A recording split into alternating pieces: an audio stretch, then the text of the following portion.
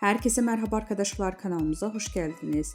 Mert Ramazan Demir ve Afra Saraçoğlu bu hafta magazin dünyasında zirvede yerleşti. Ünlü oyuncular Mert Ramazan Demir ve Afra Saraçoğlu bu hafta sosyal medyada magazin dünyasının en çok konuşulan isimleri oldu. Peki ikilinin bu kadar popüler kılan ne? İşte detaylar. Bu hafta ünlü oyuncu Mert Ramazan Demir, Afra Saraçoğlu sosyal medyada en çok konuşulan, tartışılan isimler arasında zirvede yerleşti.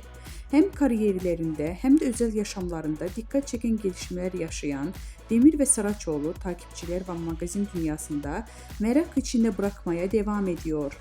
Mert Ramazan Demir son dönemdeki projeleriyle adından sıkça söz ettiriyor. Genç oyuncu son olarak bir dizi projesinde başrollerini oynayarak büyük bir çıkış yakaladı.